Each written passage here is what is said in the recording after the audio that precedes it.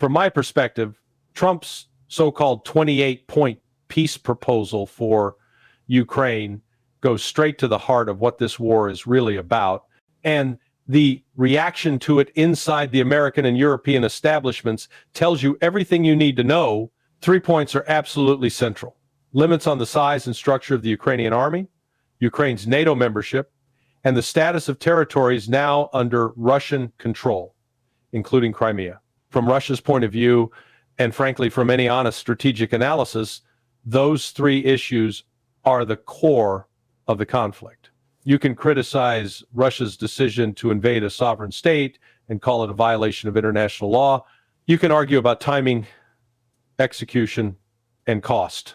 But if you ignore NATO expansion, the militarization of Ukraine, and the question of whether that territory is used as a platform against Russia, then you're not actually talking about the real war. You're just reciting propaganda. This war was long in the making and long desired by many in Washington, Brussels, and certain European capitals. It is the direct consequence of the triumphalist mindset that followed the end of the Cold War, a mindset in which the United States and its vassal states in Europe believed that NATO could expand indefinitely right up to Russia's borders, without consequence. For decades, Moscow made it clear that NATO's push eastward, especially into Ukraine, was a red line.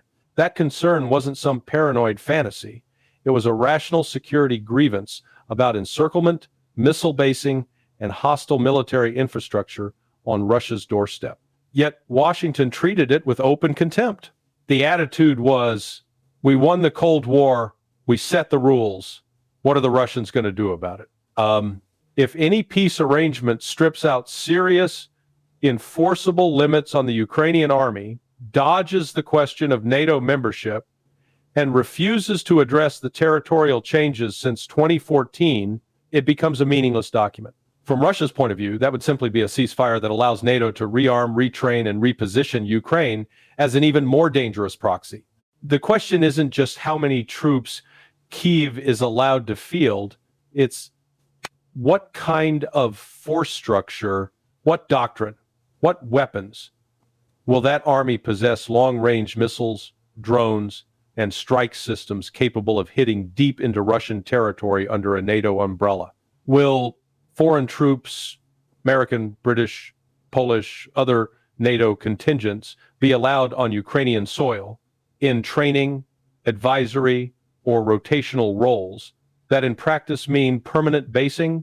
Anyone pretending this isn't the Russian concern is being dishonest. Russia is not going to accept an outcome in which Ukraine is a de facto NATO forward operating base with a 600,000-man military armed to the teeth and pointed east. The fears in Moscow about encirclement and strategic vulnerability are legitimate in classical geopolitical terms, whether Western elites want to admit it or not. What we've seen around this plan, both with Ukraine and with previous diplomatic efforts, is a familiar pattern. Whenever negotiations get close to something real, the American national security establishment moves to sabotage it. You can see it in the way leaks come out through outlets like CNN or Bloomberg, framed to poison the public atmosphere and box politicians in. You can see it in the way key intermediaries who don't come directly from the establishment, people used by Trump like Steve Witkoff or Jared Kushner, are undercut whenever they seem to be making actual progress with Iran, Russia, or anyone else the empire designates as an enemy. Deals are reached in principle. Then the moment the emissary calls back to Washington, someone in the bureaucracy says, no, that's not acceptable. And the whole thing collapses. That same sabotage instinct is visible now on Ukraine. There is a deeply entrenched coalition inside the American system. Call it the national security state, call it the neoconservative liberal interventionist axis, call it the deep state, that sees endless war as essential to its power and profits. These people do not care about Ukrainians. They don't care about European stability. They don't care about the long-term health of the international system. Their priority is to maintain the structures on which their wealth, careers, and ideological projects rest. For them, the worst possible outcome is a negotiated settlement that acknowledges new realities, limits NATO's ambitions, and allows a multipolar order to consolidate. Trump, whatever else you think of him, comes at the world from a different angle. He is imperial. He absolutely wants American dominance, but he's a real estate operator at heart. He looks at the American empire like a portfolio. Some assets are overvalued, overleveraged, and not worth holding. Others should be developed or flipped. Some neighborhoods aren't worth the investment. He understands instinctively, if not intellectually, that we no longer live in a true unipolar world. There are real centers of power in Russia, China, and elsewhere, and the United States has overextended itself militarily and financially. His objective is not to accept equality with other powers. It is to reposition the United States so that it can still dominate in a multipolar environment without collapsing under the weight of its own commitments. That's partly why he relies on figures like Witkoff and Kushner, people he trusts personally, who are not fully captured by the permanent institutions, and who see the world transactionally rather than ideologically. They want to profit, they want influence, they want to build networks, but they have no intrinsic interest in open-ended, high-cost wars that don't yield clear returns. They are perfectly capable of dealing with Russians, Iranians, Chinese, Gulf monarchs, anyone, if the deal suits their interests. From the perspective of the traditional national security class, that makes them dangerous. Consider the debate over the size of Ukraine's army. In Istanbul in April 2022, Russia and Ukraine got surprisingly close to a framework agreement. One of the unresolved items concerned force levels. Reports suggest that Kyiv proposed around 250,000 troops. Moscow suggested something in the 80,000-90,000 range. The final number was to be settled in a direct meeting between Putin and Zelensky. That was already a major concession from Russia, because even a 250,000 strong Ukrainian force, properly armed and trained, could present a significant long-term threat if Ukraine were tied tightly into NATO structures. Now compare that to talk of a 600,000-man Ukrainian army.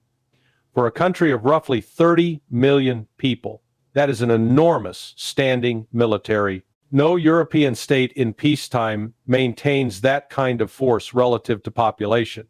The economic, social, and demographic burden would be staggering, especially for a country that has seen a mass exodus of working-age citizens and a large share of its infrastructure destroyed. Unless you define that number as including a much smaller active force and a large pool of reservists, it's hard to claim this is about peace. A 600,000-man army equipped with advanced Western missile and drone systems looks from Moscow's vantage point like a permanent NATO-backed siege machine parked on Russia's frontier. At the same time, the European political class has made clear it is not interested in giving up the war. They keep pushing schemes to seize Russian state assets, frozen in European banks, hundreds of billions, and plow the returns into funding Ukraine's war effort. On paper, this is dressed up as solidarity with Kyiv. In reality, a large share of that money would cycle back to European defense firms, banks, consultancies, and ministries. This is a self-licking ice cream cone.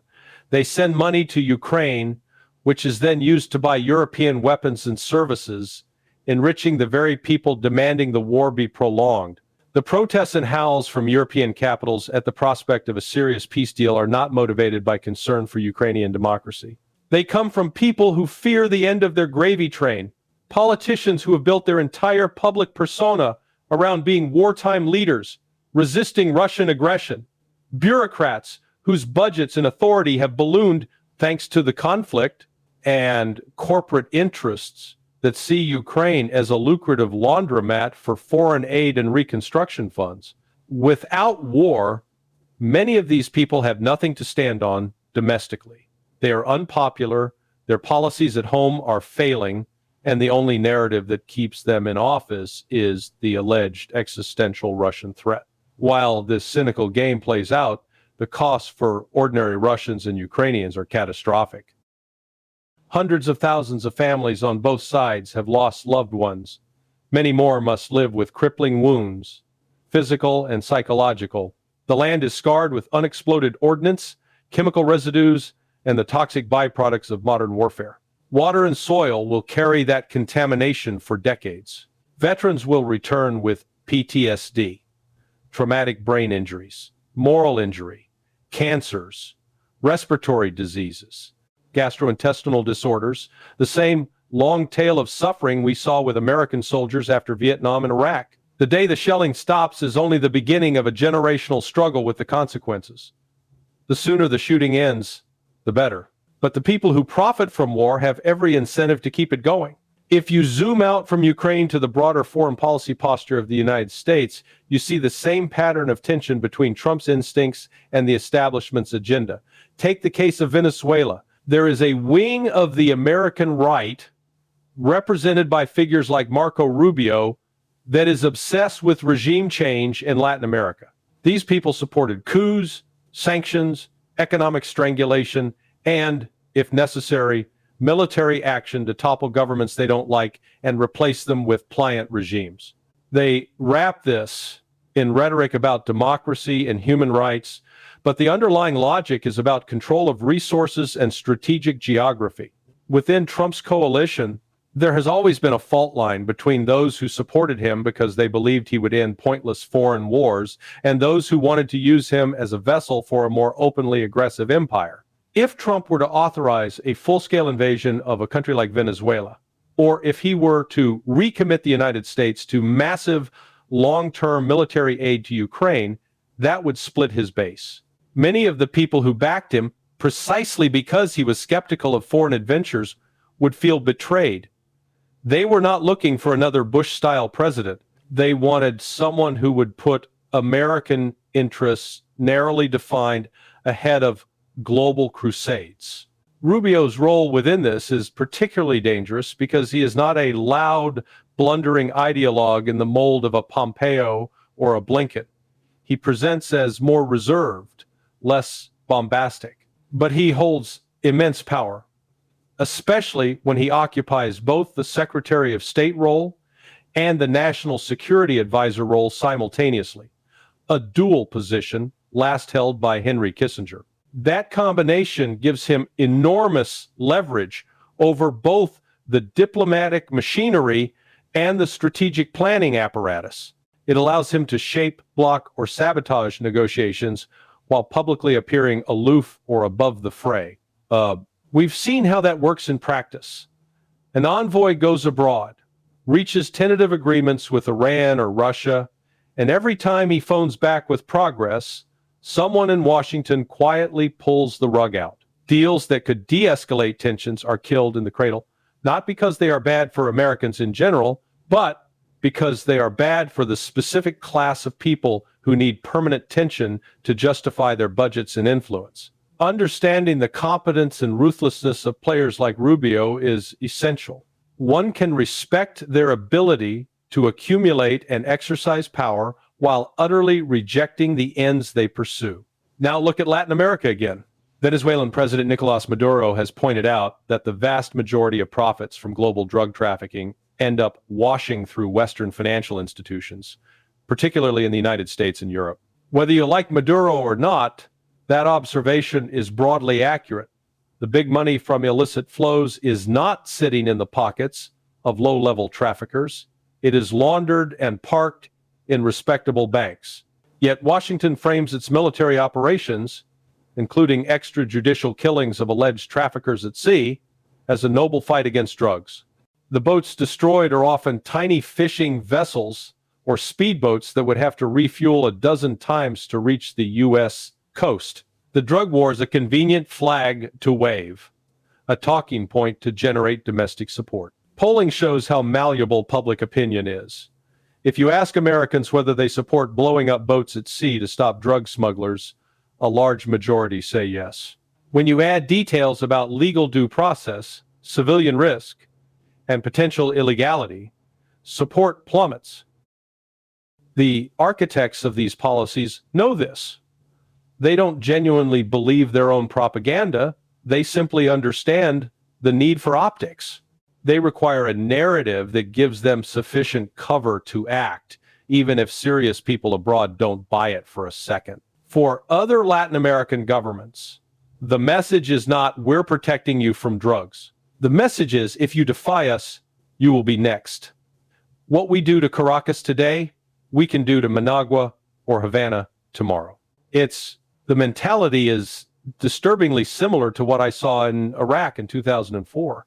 A year after the invasion, with the insurgency in full swing, American officials were still casually talking about whether the next target should be Iran or Syria, as if knocking over sovereign states were items on a to-do list. The same hubris, the same imperial reflex, now underpins talk of a chain of regime changes across Latin America under the guise of fighting cartels or defending democracy. Trump's more transactional vision of empire, the idea of consolidating control over the Western Hemisphere, securing resources, and keeping China out, blends with this regime change impulse in dangerous ways. Shift to the Middle East, and you see another theater where the logic of dominance trumps any genuine concern for stability. Israel's repeated assassinations of senior Hezbollah commanders in Lebanon, often carried out during or around ceasefires, are part of a long-standing doctrine: keep neighboring states and resistance movements weak, fragmented, and perpetually destabilized, so that no coherent threat can form against Israeli expansionism, particularly in the West Bank. Different factions within Israel justify this in different ways.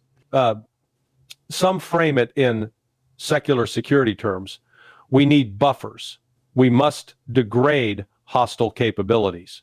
Others see it through a religious ethno-nationalist lens, invoking the concept of Greater Israel, which on maximalist maps extends to Beirut, Damascus, the Euphrates, and the Nile. For the latter, these campaigns are not just tactical moves, they are steps toward a quasi-biblical project. Israel occupied parts of Lebanon for roughly 20 years and launched a major campaign there in 2006, which ended in a clear failure for the Israeli military and a significant victory for Hezbollah. That defeat left a psychological scar. For many in Israel, Lebanon remains unfinished business, something that must be resolved in Israel's favor to erase the humiliation of past setbacks. At the same time, Hezbollah is politically useful. It functions as a convenient bogeyman, a constant external enemy to rally public opinion, justify emergency powers, and distract from domestic crises. Israeli public support for assassinations and bombing campaigns remains extremely high. When a major Hezbollah figure is killed, polling regularly shows approval levels in the 80–90% range. This creates powerful incentives for Israeli politicians of almost all stripes, backing military operations in Lebanon, Syria, or Gaza is nearly always good politics at home. And they act with the near certainty that Washington will provide diplomatic cover, weapons, spare parts, intelligence, and even direct military support if things escalate.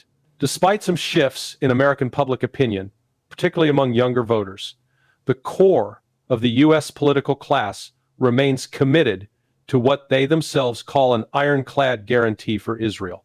That means billions in aid, access to advanced aircraft like F-35 seconds, air defense integration, and routine vetoes at the UN. The Israelis quite reasonably calculate that whatever criticism might be voiced in op-eds or student protests, when the chips are down, American money and firepower will arrive. They also see that despite rhetoric from some European governments, trade and security cooperation with Israel remain robust. Symbolic gestures, closing an embassy for a few weeks, issuing a stern statement, do not alter the structural support the West provides. Given that context, it's not surprising that Israel is probing Iranian defenses, flying jets near Iranian airspace, refueling off American tankers, and conducting noisy exercises. Iran, for its part, clearly believes that another round of direct confrontation is coming. Iranian officials openly talk about replenishing and expanding their missile stockpiles faster than ever before. They understand that they can manufacture drones and ballistic missiles more cheaply and quickly than Israel and the United States can produce interceptors. That asymmetry is crucial. It changes the calculus of any future clash. There is also the nightmare scenario of nuclear use.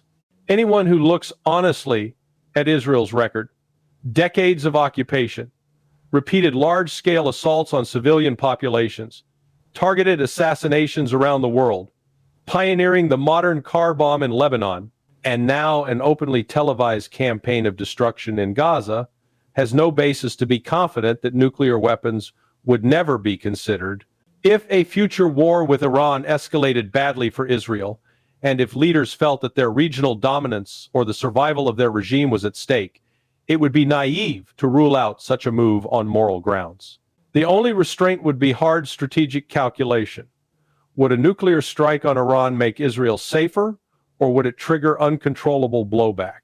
Layered over all this is an ugly ideological current, a strain of Zionist supremacy that openly dehumanizes Palestinians and dismisses the suffering of Arabs and Muslims more broadly.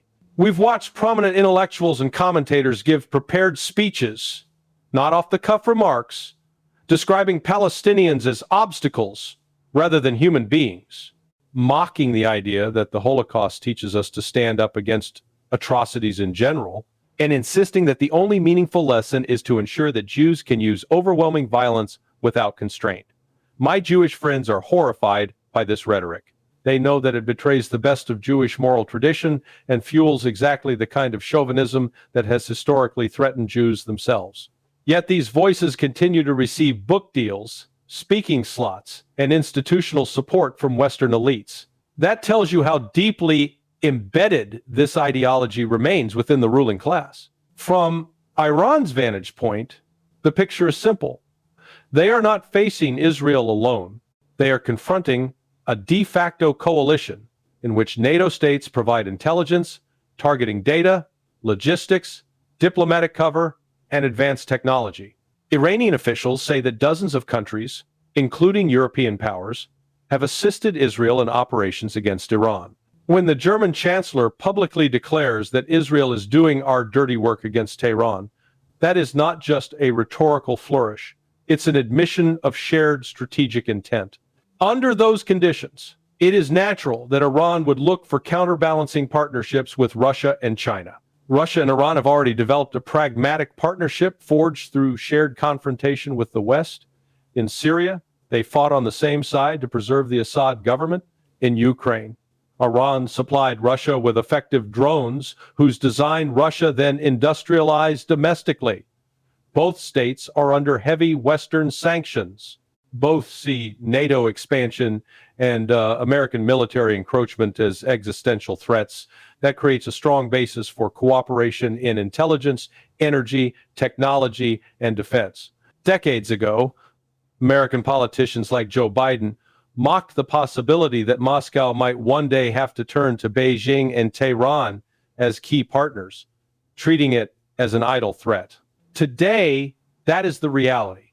The Russia-China relationship in particular forms a power block that, in many respects, industrial capacity, resources, domestic cohesion, is at least as formidable as NATO, if not more so.